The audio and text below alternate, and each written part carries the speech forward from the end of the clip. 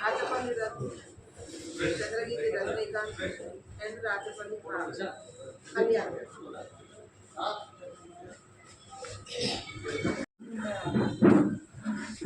మండలం సైదాబాద్ రాష్ట్రం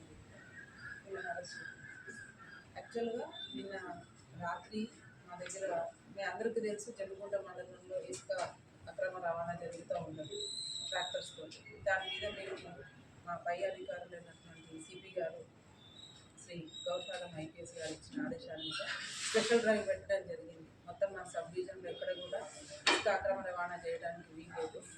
మనం దాని మీద స్పెషల్ కాన్సన్ట్రేట్ చేయాలని చెప్పి సార్ యొక్క సపోర్ట్ తోటి మాకు కొంత కోర్స్ని ఇవ్వడం జరిగింది. ఇచ్చిన దగ్గర మన మండలంలో 2 చెక్ పోస్టులు నడుస్తున్నాయి. ఒకటి Kodapalli cross road and Nagampeta cross road. దానివలన కొంతవరకు పూర్తిగా తగ్గిందని మేము చెప్పలేము. ఎందుకంటే పోలీసుల విధులు అనేక రకమైన విధులు ఉంటాయి.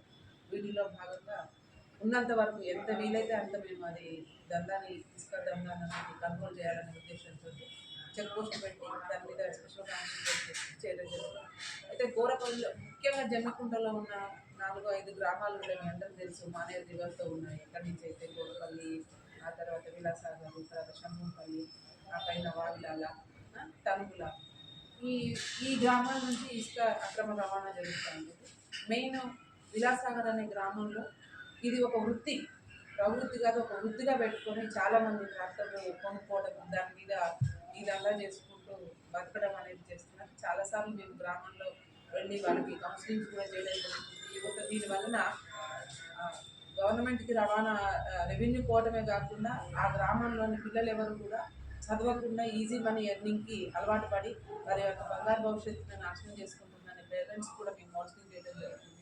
ఎందుకంటే రాత్రిపూట 1 గంట పని చేస్తారు, 500 రూపాయలు వస్తాయి. తెల్లారి ఆ 500 రూపాయలు సెల్ ఫోన్ రీఛార్జ్కి, ఓ మందు తాగడానికి, ఓ బిర్యానీ తినడానికి పంపించి ఆ చదువు మీద కాన్సన్ట్రేషన్ అనేది పోతుందని రీసెంట్గా కూడా మనం వాళ్ళకి పేరెంట్స్ కౌన్సిలింగ్ చేయడం. అయినప్పటికీ కూడా ఆ గ్రామంలో నిన్న మేము కోరపల్లి క్రాస్ రోడ్లో పెట్టినటువంటి చెక్ పోస్ట్ వల్ల వాళ్ళ దందా అనేది ఆగిపోయిందని ఒక గడ్జి పెట్టుకొని నిన్న ఒక 6 వ్యక్తులు, ఈ విలాసాగర్కి సంబంధించినటువంటి 6 వ్యక్తులు, ముఖ్యంగా అందులో రాచపల్లి ప్రశాంత్, రాచపల్లి సమ్మయ్య అండ్ రాచపల్లి రాజు, ఈ 3 వీరితో పాటుగా రజనీకాంత్ ప్లస్ తర్వాత రంజిత్ అండ్ కళ్యాణ్, వీరందరూ కూడా ఒక గ్రూప్గా క్రియేట్ చేసుకొని పథకం ప్రకారంగా అక్కడ పోలీస్ వాళ్ళని మనం కానీ పంపించేసినట్టయితే మన ట్రాక్టర్స్ని నడుపుకొని మన జీవనోపాధిని స్వేచ్ఛగా చేసుకోవచ్చు అనే విషయంలో వాళ్ళతో ఉద్దేశపూర్వకంగా వచ్చి గొడవ చేసి మాకు డ్యూటీలో ఉన్నటువంటి శ్రావణ్ అండ్ మాది దేవేందర్ అనే 2 సిబ్బంది మీద వాళ్ళు చేసుకొని వాళ్ళ డ్యూటీకి విధులకు ఆటంకం కలిగించారు. ఈ విషయం తెలుసుకొని వాళ్ళు వెంటనే మాకు మా అధికారులకు సమాచారం ఇస్తే మా ఎస్ఐ రమేష్ గారు కూడా ఇమీడియట్గా అక్కడికి వెళ్ళడం జరిగింది. వాళ్ళని సంధాయించి, కొంచెం ఆల్కహాలిక్ ఉన్నారు, వాళ్ళందరినీ సంధాయించి పంపించేయడం జరిగింది. రేపొద్దున చూద్దామని కేసు రిజిస్టర్ చేయడం జరిగింది. నిన్న రాత్రి అబౌట్ 10:30 PM ఇది జరిగింది.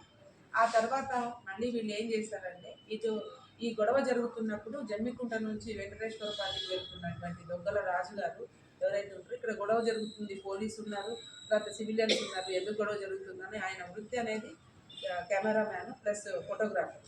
ఆయన ఏం చేస్తారంటే క్యాజువల్గా వీడియో తీయడం జరిగితే ఈ 6 ఎవరైతే వ్యక్తులు ఉన్నారో అతన్ని గుర్తుపెట్టుకొని ఇక్కడ మేము సంధాయించి పంపించేసిన తర్వాత అతను గుర్తుపెట్టుకొని వాళ్ళు వెంకటేశ్వరపల్లిలో కాపు కాల్చి ఆయన రాత్రి 10-11 గంటల సమయంలో ఆయన సొంత పని మీద బయట కిరాణా షాప్ దగ్గరికి వెళ్తుంటే అడ్డగించి గ్రామ పంచాయతీ దగ్గర ఆయనని కొట్టి ఆయన యొక్క బండిని గుంజుకోవడం జరిగింది. 6 వ్యక్తులు కూడా. అంటే మాది మీరు వీడియో తీసి ఎవరికి చెప్తావు అని చెప్పేసి దాని మీద ఒకటి డెకాయిటీ కేసు పెట్టడం జరిగింది. దానికి కానీ ఈరోజు morning at about 9:30 Saidapur cross రోడ్లో వీళ్ళందరినీ కూడా 3 మేము కస్టడీకి తీసుకోవడం జరిగింది. ఈ కస్టడీకి తీసుకున్న A1 రాచపల్లి ప్రశాంత్, ఇతని మీద పరిశీలించినట్టయితే ప్రీవియస్ హిస్టరీ పరిశీలిస్తే 8 కేసులు ఉన్నాయి. అందులో 8 కేసుల్లో కూడా 4 కేసులు ఇసుక అక్రమ రవాణా కేసులలో అంటే నిందితుడు ఇతను. అట్లాగే భూమి విషయంలో వాళ్ళకి నైబర్ ల్యాండ్ వాళ్ళతోటి పాలతో కొట్టాడ పెట్టుకొని పారతో కొడితే ఆయనకి పక్కటెముకలు ఇరుగుతాయి, అదొక కేసు జరిగింది. అట్లాగే ఇంకొక 324, అట్లాగే మహిళల్ని వెంటబడి ఆమెకి భంగం కలిగించినట్టు ఒక దరఖాస్తు ఒక 354D కేసు ఉంది.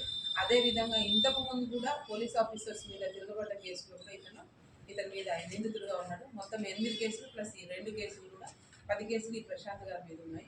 అట్లాగే ఇప్పుడైతే మేము కస్టడీలో తీసుకున్నటువంటి సమయ్ గారి మీద చూస్తే అతని మీద కూడా 7 క్రిమినల్ కేసెస్ ప్రీవియస్ కేసెస్ 7 ఉన్నాయి. అందులో ముఖ్యంగా అన్నీ కూడా ఇసుక అక్రమ రవాణా కేసులు ఉన్నాయి. అదేవిధంగా ఇది అట్లాగే అదర్స్ ఎవరైతే పారిపోయిన వాళ్ళు ఉన్నారో వాళ్ళకు కూడా ఇట్లాగే క్రిమినల్ కేసెస్లో ఉన్నాయి. ఇంకా వీళ్ళని క్రిమినల్ హిస్టరీ చూసిన తర్వాత మేము వీళ్ళందరి మీద కూడా రౌడీ షీట్ ఓపెన్ చేయడం జరుగుతుంది. ఇంతకుముందు కూడా విలాసాగర్లో మేము చార్జ్ తీసుకున్నాక లాస్ట్ 1 ఇయర్లో ఒక 20 దాకా సస్పెక్ట్ షీట్స్ని ఓపెన్ చేసినాం. అంటే ఇదే ఇసుక రవాణా ఉన్నదంటే వాళ్ళ మీద క్లోజ్ వాచ్ పెట్టడం జరిగింది. అదేవిధంగా ఒక 2 రౌడీ షీట్స్ కూడా ఓపెన్ చేయడం జరుగుతుంది. సో వీళ్ళందరికీ కూడా ఈ మన పత్రికా ముఖంగా ఈ ఇసుక దందా చేసే వాళ్ళందరికీ కూడా మేము